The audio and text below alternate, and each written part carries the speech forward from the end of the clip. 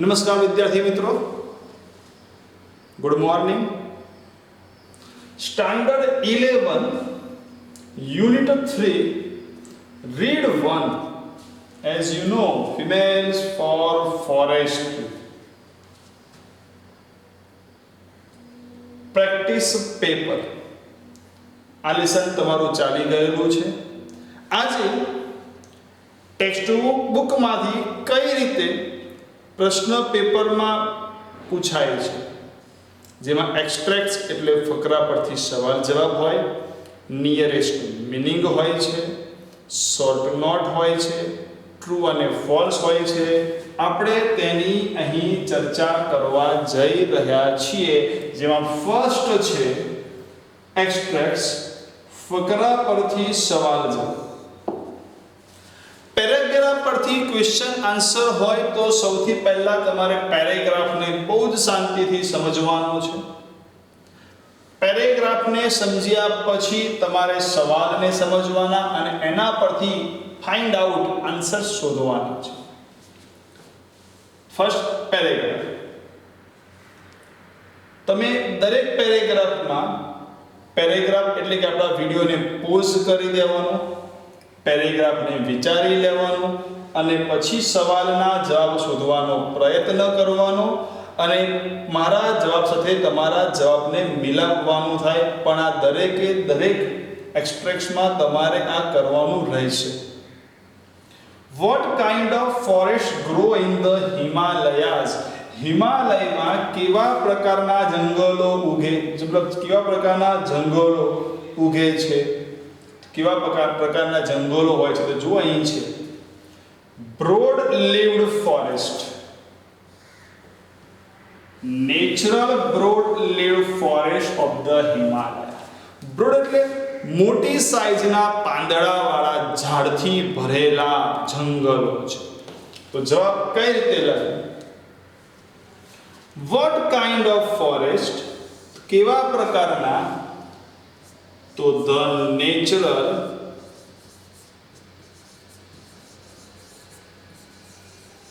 broad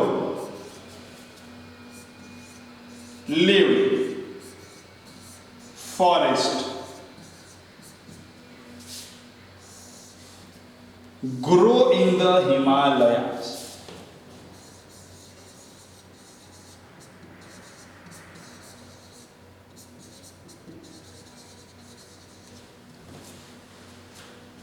Which is the foundation of the whole economy of hill villages?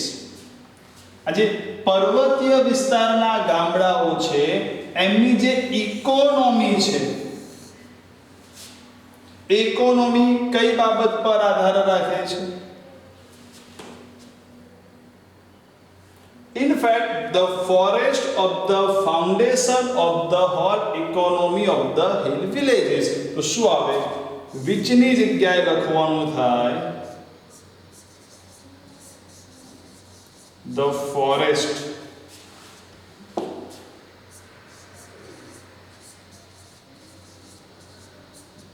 The forest is the foundation of the whole economy of the villages. Blank is used as fertilizer. Fertilizer એટલે ખાતર તરીકે શું વપરાય છે? અહીં શબ્દ છે કે whose dung is used as a fertilizer. તેમનું ડંગ એટલે આપણે કહી શકીએ છાણ, મળ, મૂત્ર. તો કોનું? પણ એનિમલ્સ, પ્રાણીઓનું ડંગ. હવે પ્રાણીઓનું બહુવચન લખવાનું છે તો જવાબ આ રીતે આવે એનિમલ્સ, એપોસ્ટ્રોફી આ જ રીતે આવે. એસ નહીં લગાવવાનું, કેમ કે બહુવચનની પાછળ આપણે ઓલરેડી એસ આવેલો છે. બહુવચન એપોસ્ટ્રોફી આ રીતે આવે animals dung. Animals dung is used as fertilizer તરીકે પ્રાણીઓનું મળમૂત્ર વપરાય છે. Second paragraph. For many years થી scale clearing of mixed of forest. ફરીથી કહી દઉં છું, વિડીયોને પોઝ કરવાનો, તમારે એક્સ્ટ્રેક્ટ વાંચી લેવાનો, તમારા જવાબને મિલાવવાના મારા જવાબ સાથે. Why were the forest of Tehri Garhwal exploited? Tehri ગઢવાલના જે ફોરેસ્ટ છે એમને કેમ, why એટલે કેમ,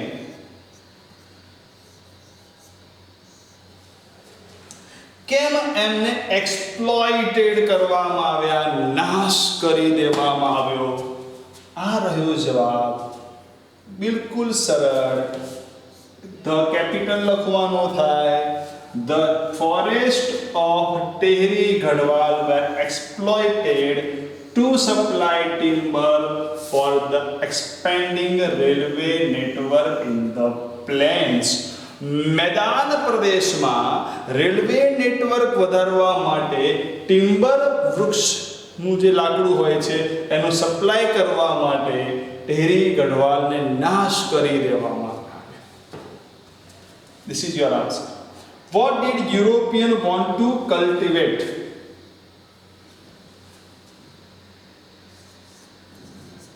Europeans. Did થી ક્વેશ્ચન હોય તો જવાબમાં ભૂતકાળનું રૂપ કરવાનું wanted,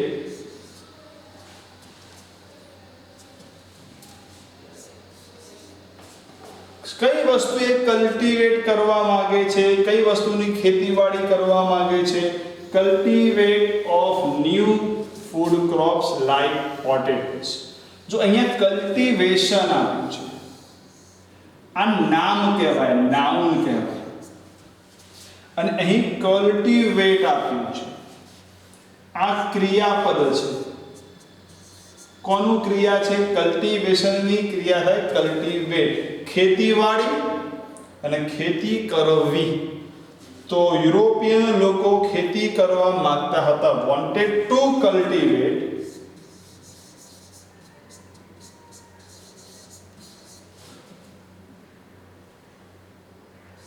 of new food crops like potatoes.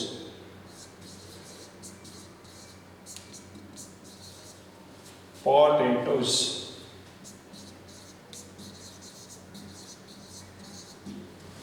તમારે કલ્ટિવેશન લખવું હોય તો ટુ કલ્ટિવેટ ની જગ્યાએ કલ્ટિવેશન લખી દેવાનું થાય.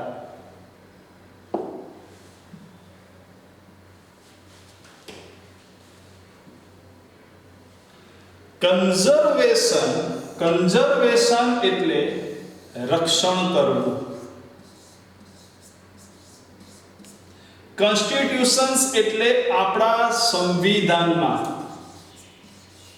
આપણા દેશનું સંવિધાન. આપણા દેશનું સંવિધાન શું કહે છે? જંગલોનું રક્ષણ કરો, પ્રાણીઓનું રક્ષણ કરો, નદી નાળા જે બધું છે એને સાચવો. What is our fundamental duty as per constitutions? આપણા કોન્સ્ટિટ્યુશન પ્રમાણે, સંવિધાન પ્રમાણે આપણી ફંડામેન્ટલ ડ્યુટી કઈ? તો આ રહી.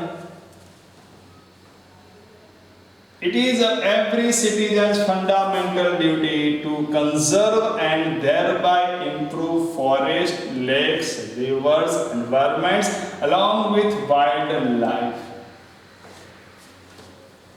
આપણી ફંડામેન્ટલ ડ્યુટી છે, રિયલમાં છે. પ્રાણીઓનું, વનસ્પતિનું, જંગલોનું, નદીનું, બધાનું આપણે શું કરવું છે? કન્ઝર્વ કરવું, રક્ષણ કરવું. પહેલા તો રક્ષણ કરીએ, કપાતા અટકાવીએ, ઘટતું અટકાવીએ અને પછી એમાં વધારો કરીએ. તો as per hour કોન્સ્ટિટ્યુશન્સ, it is every citizen's fundamental duty to conserve and thereby improve forest, lake, rivers, environment along with wildlife. This is your answer. Our moral duty is to. હવે આગળના જ પેરેગ્રાફમાં આપણે સમજી ગયા છીએ કઈ વસ્તુ હતું? કલ્ટિવેશન અને કલ્ટિવેટ. એ અહીંયા તમને ખ્યાલ આવશે. આપણી મોરલ ડ્યુટી શું છે? તો અહીંયા જવાબ છે કે conservation of forest is our moral duty. જંગલોનું રક્ષણ કરવું, સંરક્ષણ, આમ તો આનો મતલબ થાય સંરક્ષણ. આ નાઉન છે કન્ઝર્વેશન, એની ક્રિયા શું થાય? કન્ઝર્વ, રક્ષણ. તો our moral duty is to conserve. Yes, ક્રિયા મૂકવાની કે ટુ છે. સેમ ટોપિક હતો, કલ્ટિવેશન અને ટુ કલ્ટિવેટ. કન્ઝર્વેશન અને to conserve of forest.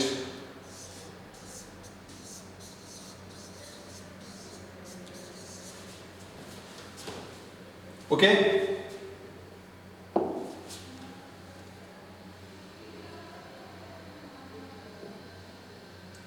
The Mahila Mangal Dal, okay, done છે. The Mahila Mangal Dal agreed to help the forest department in tree planting. મહિલા મંગલ દળ અગ્રી થઈ ગઈ. Sorry, હા, મહિલા મંગલ દળ અગ્રી થઈ ગઈ. કઈ બાબતમાં અગ્રી થઈ? તો ફોરેસ્ટ ડિપાર્ટમેન્ટમાં tree planting. Paragraph, what was there demand? There એટલે કોની ડિમાન્ડ? મહિલા મંગલ દળની મહિલાઓની. What was there demand? એમની ડિમાન્ડ શું હતી? તમને યાદ હોવું જોઈએ કે એમને 15,000 ખાડા કરવાની પરમિશન આપી, વૃક્ષો વાવવાની પરમિશન આપી, પણ ગવર્મેન્ટે શું કર્યું? પોપ્યુલર એ વૃક્ષ કે જે ફોરેન કોમર્શિયલ ટ્રી છે, બહારના લોકોને કામ આવે, સિટીમાં કામ આવે, બીજા અન્ય કામોમાં આવે, એ વૃક્ષ હતું. એની જગ્યાએ એમને દબાણ કર્યું કે ભાઈ એ નહીં, તમે અમને એક એવા વૃક્ષો વાવી આપો કે જે ઇન્ડિજિનસ એટલે કે ઘરેલું કામ આવે, અમને ખોરાક, અમને બળતણ માટે લાકડું, અમારા પશુ પક્ષીઓને કામ આવે, એ ટાઈપના વૃક્ષો વાવી આપો. આ દબાણ હતું. Vote was there demand? There demand was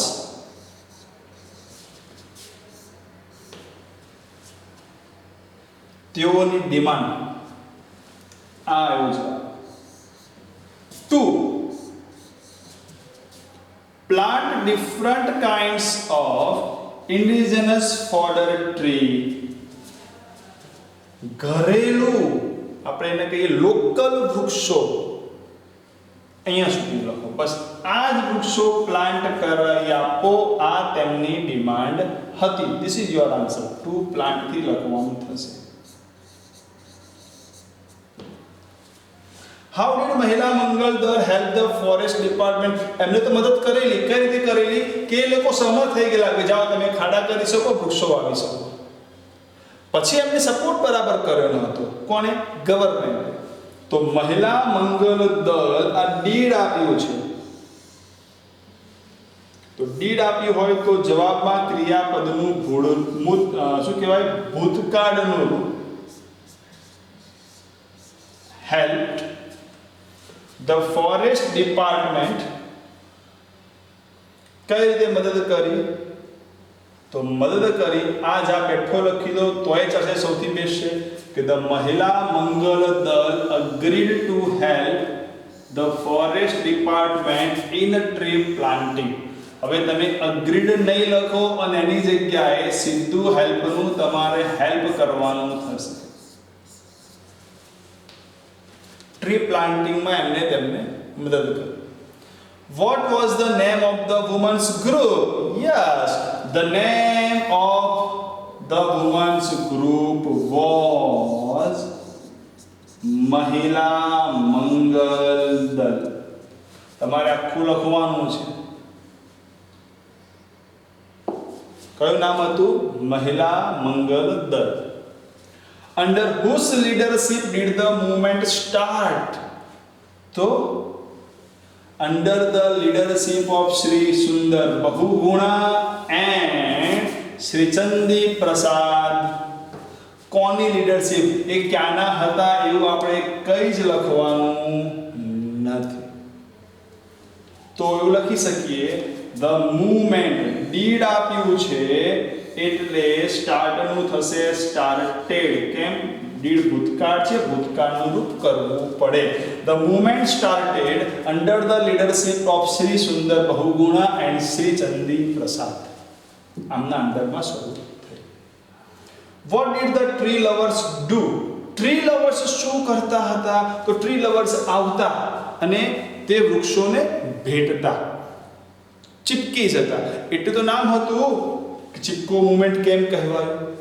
તો જવાબ, the tree lovers used to embrace the trees to save them from being cut. Embrace એટલો મતલબ થાય શું કે વળગી જવું. કપાતા વૃક્ષોને બચાવવા માટે વૃક્ષ પ્રેમીઓ આવતા અને તેને વળગતા. This is your answer. Why was it called Chipko movement? એને ચિપકો મૂવમેન્ટ કેમ કહેવાયું? તો જવાબ, it was called Chipko movement because કારણ કે જો ફરી જવાબ, it was called Chipko movement because the tree lovers used to embrace the trees to save them. આ જવાબ, વૃક્ષોને બચાવવા એ લોકો ચિપકી જતા. ચિપકવું એટલે Chipko. Their answer, it was called Chipko movement because the tree lovers used to embrace the trees to save them. તેમને બચાવવા તેઓ ત્યાં ચિપકતા. હવે આ હતું અત્યાર સુધીનું ક્વેશ્ચન આન્સર. હવે વાત કરીએ છીએ tick mark against the given sentence. એટલે સાચું છે કે ખોટું, ટ્રુ ઓર ફોલ્સ. જો ટ્રુ ફોલ્સ તમે પહેલા વિચારો કે આમાં સાહેબ ટ્રુ કેટલા છે, ફોલ્સ કેટલા છે, પછી હું જવાબ તો આપવાનો જ છું. First try.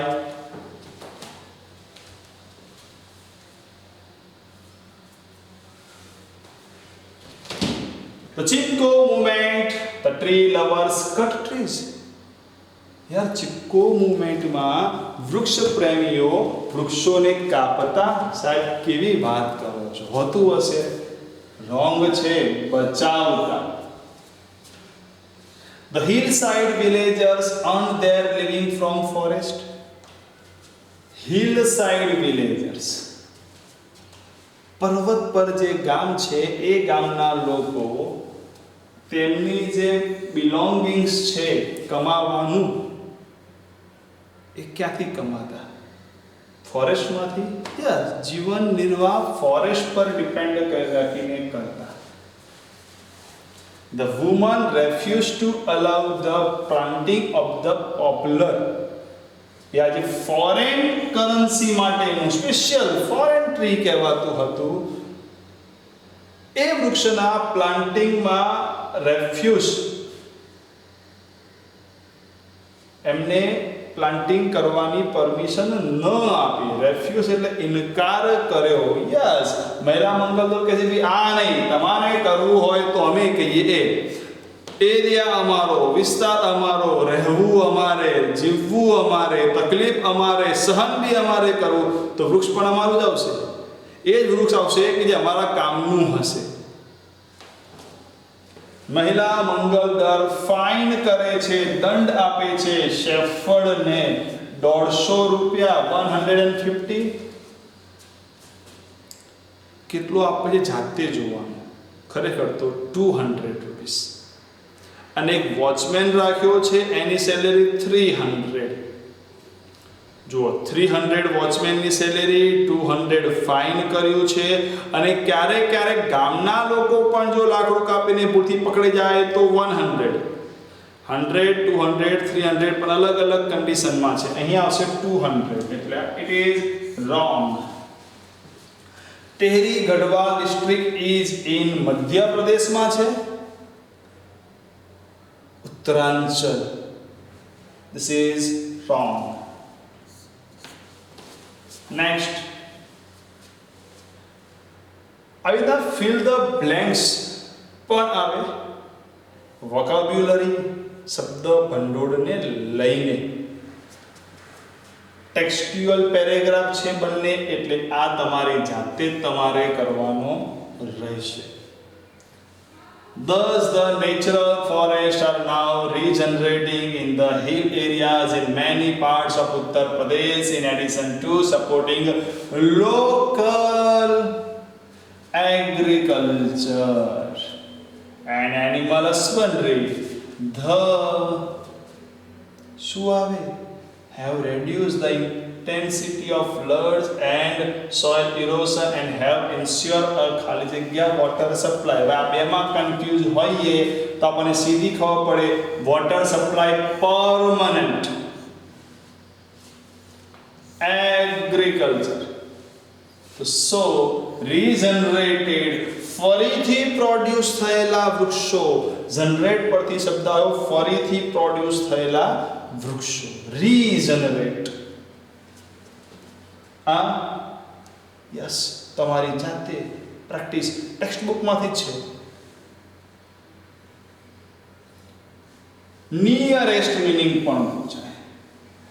સમાનાર્થી શબ્દ સિગ્નિફિકન્ટ, રેફ્યુઝ ઇનકાર કરવો, કમ્પેઝન દયા ભાવના, સ્કેર્સિટી અછત અને રેસિસ્ટન્સ તણાવ અવરોધ સંઘર્ષ.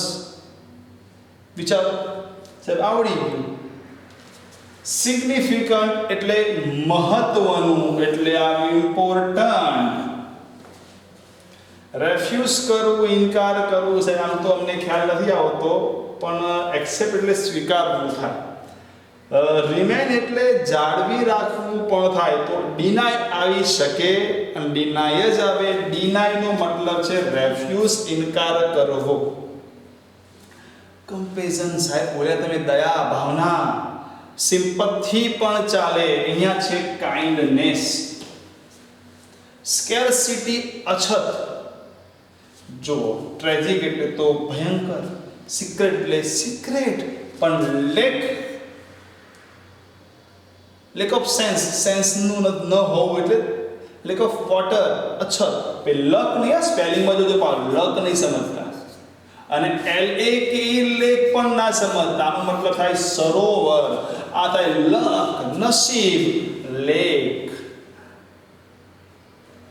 અછત. આનો સંઘર્ષ થાય એટલે સીધું ફાઇટના અર્થમાં લઈ શકો. ફાઇટ એટલે સંઘર્ષ.